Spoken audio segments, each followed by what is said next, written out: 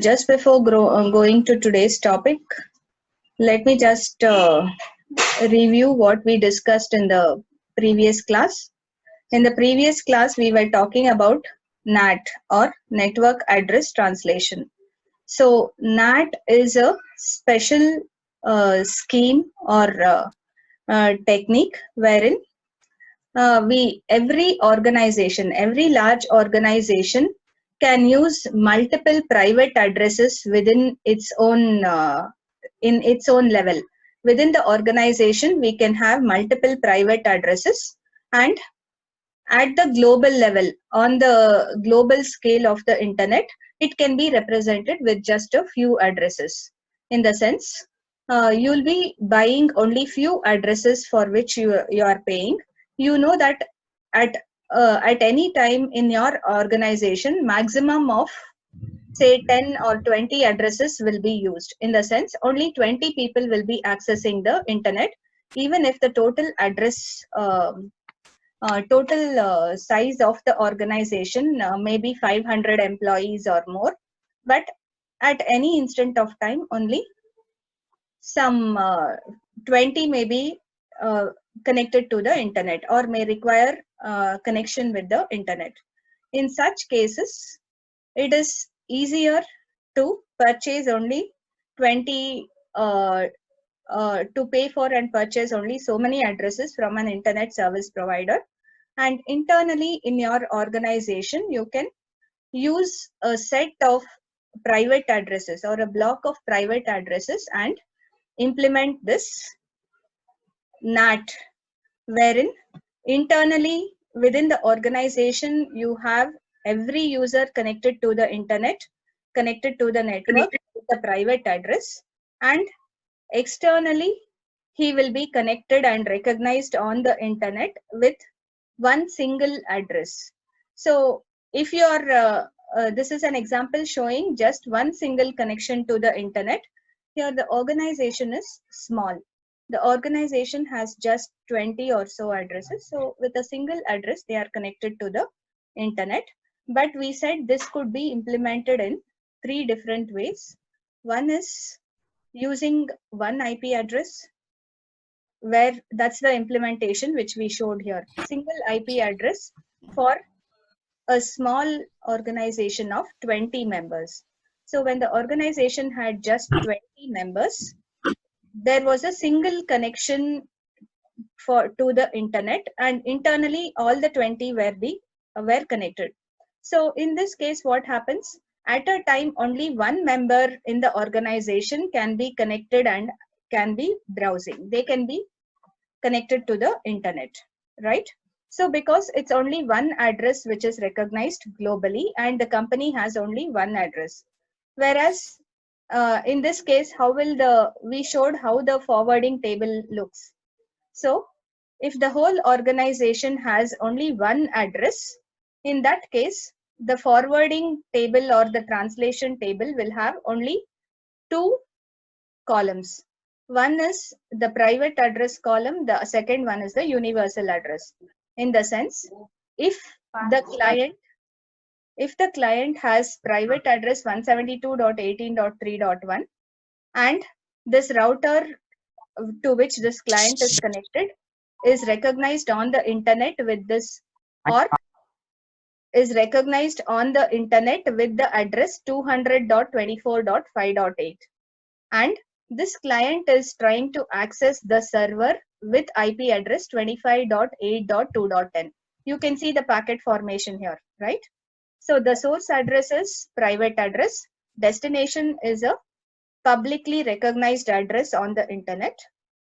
So first this translation table is formed, where the private address will be stored in one column and the destination address, which is a universal address recognized on the internet, is stored in the other column. Okay, and such tables will be formed every time the client tries to access some system outside its limits.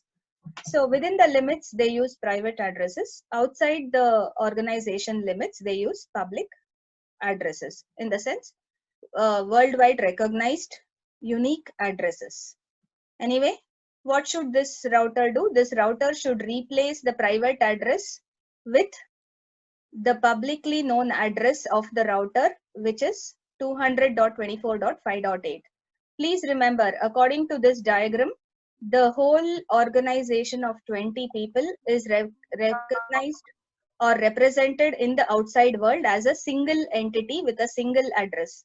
So this router's public address will be the source address for every system in this organization. Anybody who is there in this organization and having any one of these private addresses, if they try to access the internet, the external internet, in the sense the outside public network, their source addresses should be replaced by the well-known address of the router, that is 200.24.5.8. So that's what is happening in this. Source address is replaced, destination address, then it is sent via different paths on the network. Once the server or the destination receives it, it will reply back with some data. And when that data reaches this network, this router, what is the router's address? 200.24.8.5. You can see in the packet formed by the destination address is 200.24.8.5, which is the address of the router where the client is. So once it is received, again the translation table is referred and it will compare the source address. So the data has arrived from a source which is 25.8.2.10 and it has mapped that to the private address 172.18.3.1. So it will automatically forward it to that particular system on the private network. So this is using single IP address, where there is a single connection from a small organization of 20 plus systems to the internet. But we said usually single connection doesn't suffice because at a time only one person can be connected to the external internet, and that connection can happen only through maybe one protocol. If I'm trying to use HTTP browsing protocol, then I can't simultaneously do a file transfer. So at a time, I'm working with just one protocol. So the second better option was to use a pool of IP addresses, where we showed an example where 4 different addresses were allotted to a middle-sized organization with say some 20 or 100 systems. So at a time they expected only 4 people to be connected to the internet. 4 connections were sufficient. Okay, others were in different types of jobs. So here you can expect 4 different routers with 4 different public addresses to be connected to the internet, whereas to each router there can be a block of private systems connected. A block of private devices can be connected to every router, whereas 4 connections to the external internet. That is pool of IP addresses. But in this also we said there are some problems where not more than 4 connections can happen at the same time.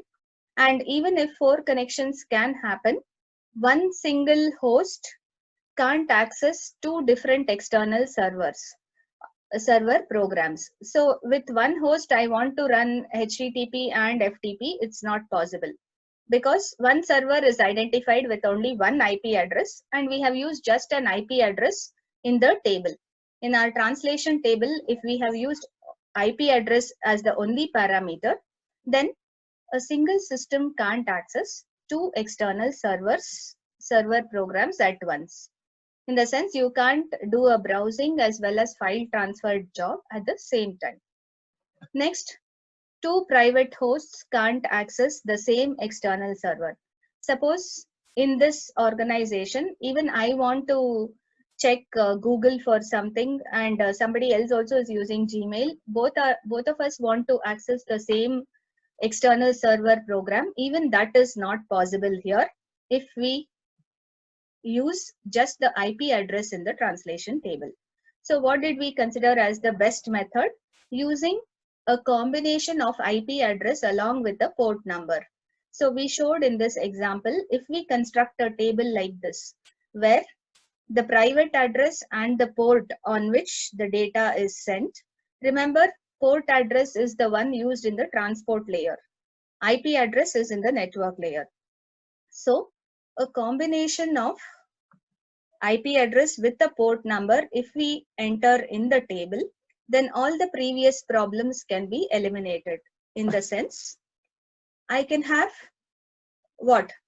Single device running what?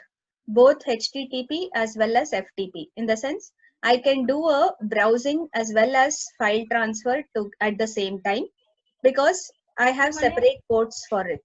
Though it will be from the same IP address, if you have two separate ports, you can manage to do it. Identification is the problem. And you can have multiple devices trying to access the same external address.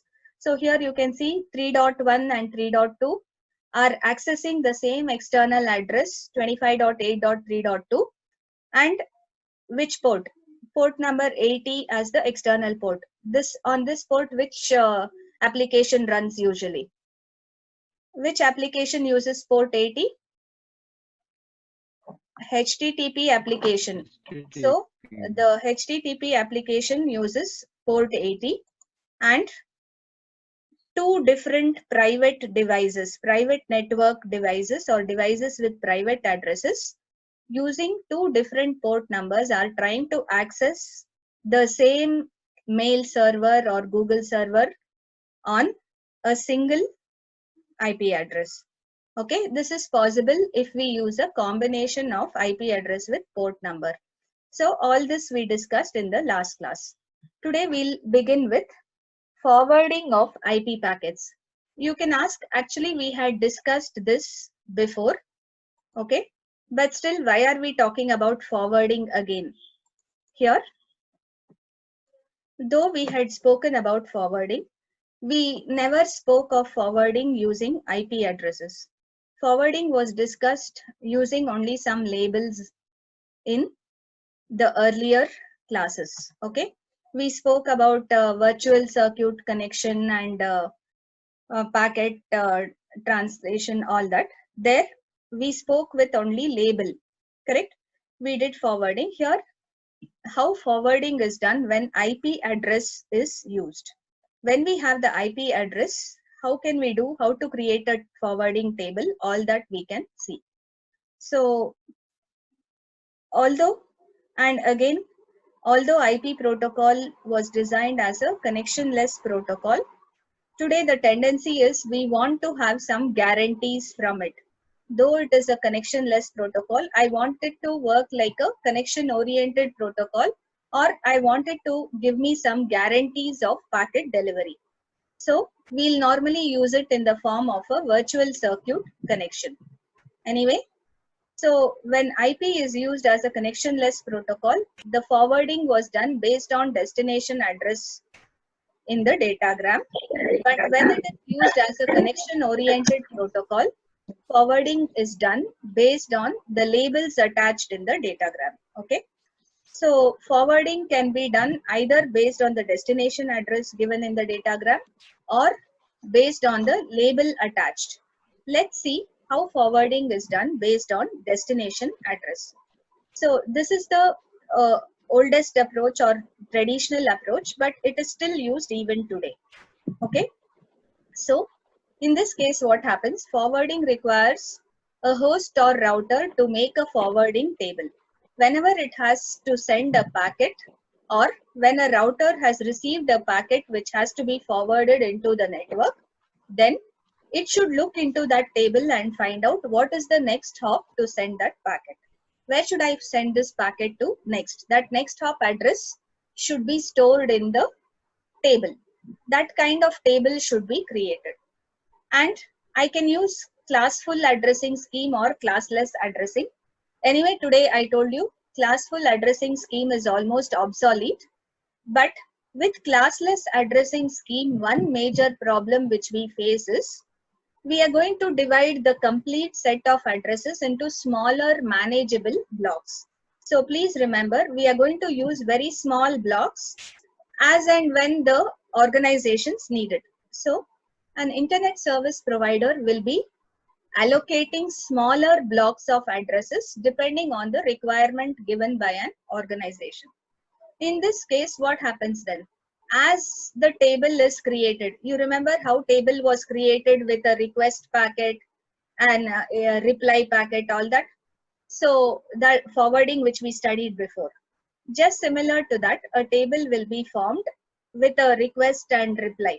But then the table will be too large in size in classless addressing scheme, mainly because we are going to have smaller blocks here. In classful addressing, we had very large blocks in class A, middle sized blocks in class B, small size in class C, so on.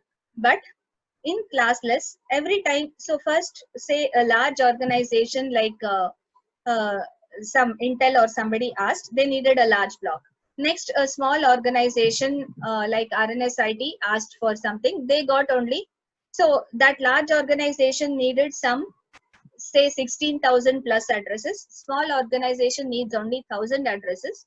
So they'll just go on allocating as and when the requirement arises. Whoever requests it, based on that, they'll start the allocation. In this case, there will be too many small organizations and too many small blocks of addresses which have to be entered in the forwarding table, and checking the whole, there will be large number of entries in the table and checking everything becomes tedious. Okay, so there are some methods in which we can do this and simplify. This is an example where there is a router here with three interfaces, M0, M1, M2. And in this router, what should it do? Whenever a packet comes, it should first extract the destination address from the packet. So let's imagine a packet is entering on interface M0. So it will look into the destination address field and extract that address. Then it has a forwarding table like this stored on the router. Remember, every router will have created a forwarding table in the beginning and it is stored. So it should search that table. Once it extracts the destination address, it should make a search in that table and find out to this, if I have to reach this destination address, I should now forward this packet on which output interface. So if I have received on interface M0 and to reach my destination address, maybe my destination address is x1.y1.z1.t1. Okay, if this was my destination address, then I have to make a search in this table and I will know after searching that the outgoing interface where I should send the packet is interface M1. Clear? So this kind of forwarding tables should be built. And here it is a direct outgoing, in the sense it arrives on one interface, it goes out on the other interface. Sometimes to reach a particular address, it won't be sufficient if I can just send it out on this interface. I will also need to specify, I'll not be reaching the destination directly if I go out of this interface. I may just reach the next hop in the route. So remember, a packet has to travel through multiple hops or routers. Every router is considered as one hop. Say if the source is in Bangalore and the destination is in Chennai, for example, to reach from Bangalore to Chennai, the packet needs to travel at least through 10 routers, 10 hops. Each router is considered as one hop. Okay. So very often when it is not reaching the destination directly, when it goes out through an interface, we'll also have to specify the next hop IP address. If it is directly, say if my destination is there in this block of addresses, x1.y1.z1.t1, in that whole, there is a LAN, say for example, connected to this interface, and within that block, I have my destination, then it is fine. The next hop need not be written. But suppose I'm just sending it to one router and after that it should resend to the next hop router, then you have to specify this. All this we will see in the next table. I think I can directly show So all this says if the forwarding module, uh, the job of the forwarding module is to search the table row by row. So every row it should match. We use something known as longest prefix matching. So LPM technique we call it as, where the prefix in the destination address is matched with this every row entry in the forwarding table, and wherever this resulting network address matches with the address in the first column, the information in the next two columns is extracted. That's what is done here. Extract the information in these two columns. Okay. And once that is extracted, it will do the required job of forwarding on that interface.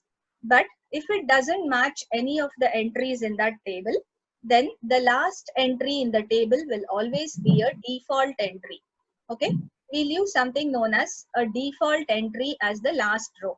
So if all the initial rows are not matched, it will automatically go to that last row, where anything which when there is no match found in all the rows, it will default it to one router as its next hop. So go there and do the search again. So it hasn't matched with any entries in my table. You go to the next hop router, which I know, and from there you continue your search and forwarding. That's how it is realized. Okay. Usually, very often, instead of giving, either we can specify the leftmost column entry as a dotted decimal form 180.70.65.192/26 / the prefix, or very often if it is a small table, the entry is done in binary form only rather than dotted decimal. Very often for smaller tables we prefer to enter it in binary. Okay, remember, like this, the last row. So let's take an example of a forwarding table. For this example, where there is a single router R1 with 4 interfaces M0, M1, M2, M3, and each interface is connected to a switch, and there may be multiple devices connected to this switch. It will form one individual network block. Similarly, this will be one subnet or one network block. This is another subnet or another network block. This may have multiple devices. So here we have shown only the switches. We haven't shown the individual devices. Please understand. Okay. And this final switch here is connected to another router R2. Now, you see the address here. This 201.4.16.0/22 represents the address of this network or address of this subnet. Okay. And 201.4.16.2/22 represents the address of this individual connection where the switch is connected to router R1. So it is, remember, every device should have an IP address. The switch has this IP address, and to this switch, this is like your, what do you say? It is like the hub where I can just put in multiple connecting cords, right? If it is an Ethernet connection, you have a LAN cord. You have this cables, the LAN cables which we use commonly. Those cables will be connected to that hub. This is a simple switch or a hub. And that hub needs to have one IP address. This hub can represent a network. I may have some 10 devices or 15 devices connected to each of these switches or hubs. Is it clear? So now, in this case, let's see how the forwarding table is made. So just look at this forwarding table, how it is constructed. Please understand this. Such problems are usually asked in the exam. So for every router, you have to make a forwarding table. Now see what are the columns. First, the network address / mask. Both combined together will make the first column or the leftmost column. Then the next hop router will be written in the second column. In some cases, it will be there. In some cases, that will be a blank. And the last column will have the interface number. So which interface should it be forwarded. So to reach this particular address, it should be forwarded on interface M0.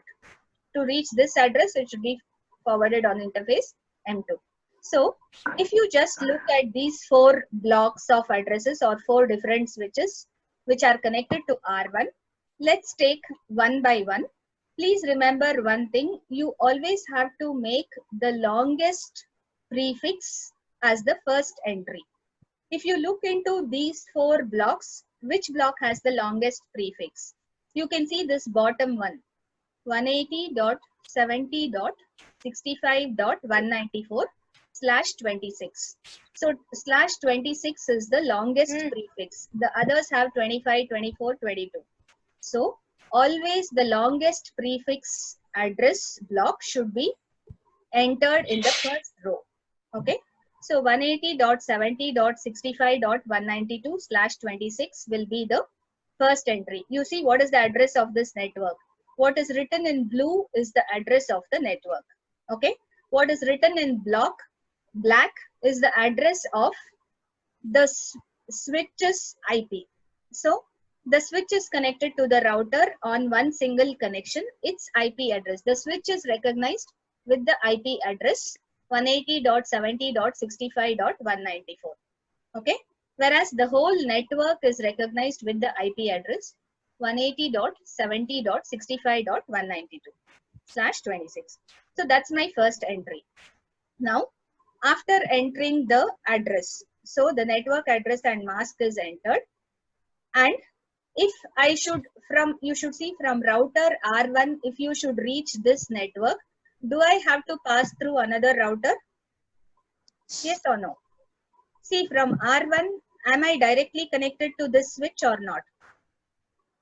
From R1, if you have to reach this network, you are directly connected to this switch. So you need not have a next hop router. There is a blank here. I need not go through any other router. I am directly connected to this switch. So I'll directly write the last column entry. Which interface number is this? M2. So from R1, if I have to reach this network with address 180.70.65.192/26, I just have to send the packet out on interface M2.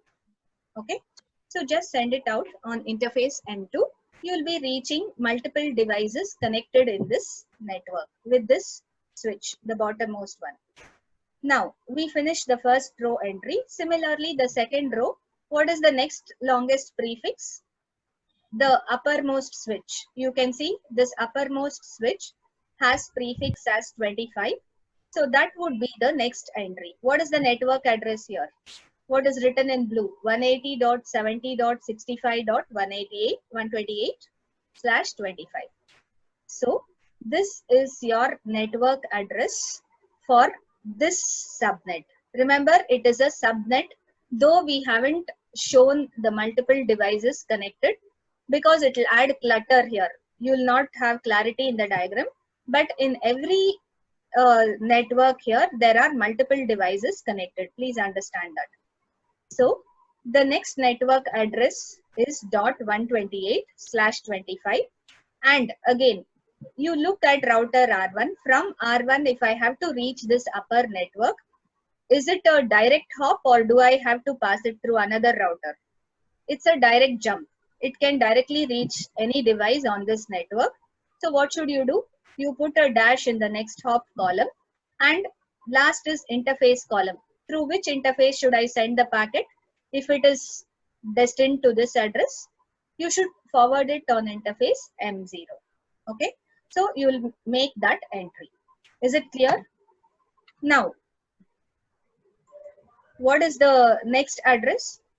I have to see among these two, the left and right one. /24 is the longer prefix. So I'll make this network entry in the third row. So what is this network address? 201.4.22.0/24. So you can see the third row is this network address entry. And again, from R1 to reach this network, I have to directly forward it via interface M3. There is no other next hop. So you directly put a dash here and interface number M3. Lastly, this leftmost switch, the network address is 201.4.16.0, the fourth row, /22. So this has the shortest prefix. Can you tell me what would be the size of the network? Among these four networks connected, four subnets which are connected to router R1, can somebody tell me fast which would be the largest? Which subnet would have more number of devices among these four? Can somebody tell me? Yes? Prefix 22. Please message in your answers or at least talk.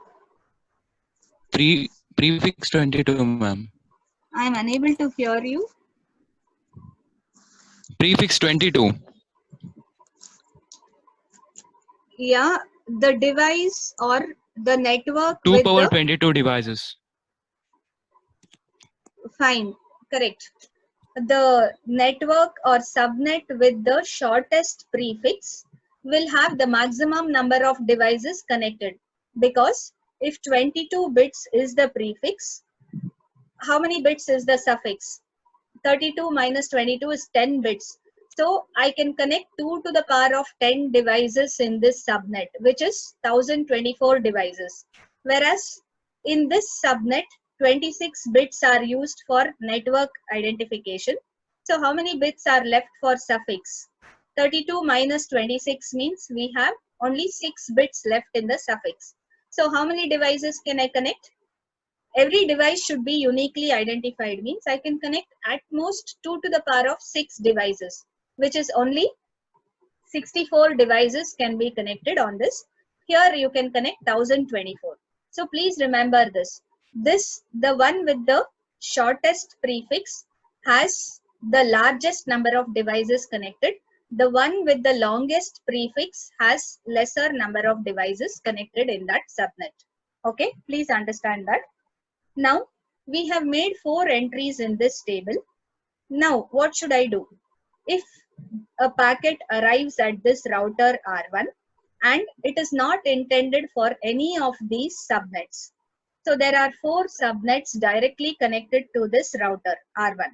But once you start comparing the destination address prefix and it doesn't match with any of these 4 entries, what should this router do? It will have a default route. It will simply forward it to router R2 via this interface M2. So through M2 and through this switch, it will simply forward that packet which doesn't match any of these 4 subnet addresses to the next hop, which is this router R2's address, which is given as 180.70.64.65.200. Okay. So please see here. So Spurti. Okay. See here. This is the default address. In the end, we'll just make one entry default, which says if it doesn't match with any of these 4 addresses, it will come to this 5th row. In the 5th row, what it should do, that packet should simply be forwarded to this next hop with address 180.70.65.200. So it will simply get forwarded to this router, and from there maybe to a group of network subnets connected to this, and if it doesn't match there, the default from there to the next hop, so on. So this is how forwarding happens with an IP address. Is this clear? Hope this forwarding table entry is clear. Okay, any doubts with this? The same table can also be written in terms of prefixes, the binary value. The same value which we have written in decimal is expressed in binary here, and without writing slash notation, I have represented only that many number of bits as the number of bits in the prefix. So if you can look at the first entry, there are 3 8s 24 plus 2, 26 bits. And in the second row, there are 25 bits. Third row, 24. Last row, only 22 bits. So it is 16 plus 6. Okay, all of you can enter your USNs anyway. And now, usually very often at the end of the class, multiple people have joined in to enter the USN. Anyway, so this is an alternate way to write the table for this. Whatever we have written here, the same thing is represented here also. Only thing we have represented it in binary. But in the place of next hop, you see it's not a binary, it's a dotted decimal notation only. Okay. So next, let's observe. Show the forwarding process if a packet arrives at R1 with destination address as 180.70.65.140. So let us imagine there is a packet now at this router R1 and the destination address mentioned in the packet is 180.70.65.140. So what is the process used in forwarding? Remember, it has a forwarding table already formed. So what should it do? It will start matching this destination address of the packet which has arrived with the first row.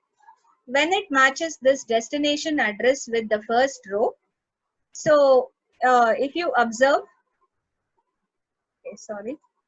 So this 180.70.65 dot 140, only that dot 140, I'll just retain this 180, all this. The first three values we'll keep as it is. Dot 140, if we try to write it in binary, what would it be? Can you tell me how much is 140 in binary? It is 1 in the MSB position, 0. So I have 128 in place of 64, 0 in place of 32, 0. 128, I should add 12, right, to get 140.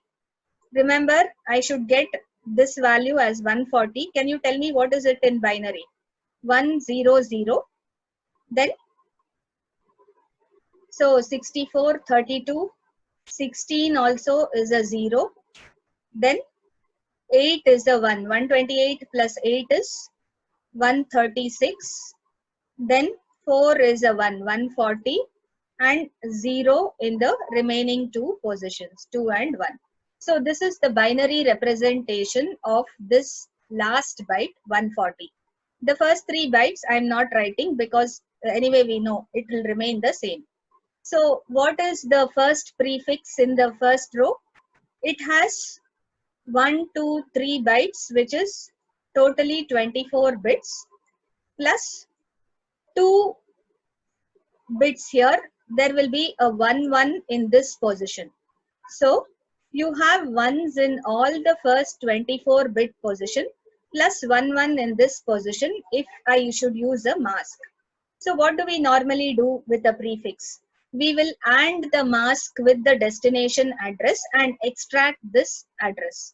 That would be the network address for this destination. Clear? If I should find the network address of a destination, how would you do it? You should AND the given destination address with all bits as 1 in the prefix. So the first prefix length is 26 bits. If I use all ones, the first 3 bytes will remain same. That's why I haven't shown this. The first 3 bytes will remain the same. In the last byte, if I AND 1 0 with 1 1 followed with all zeros, what would be this value? It turns out to be 1 0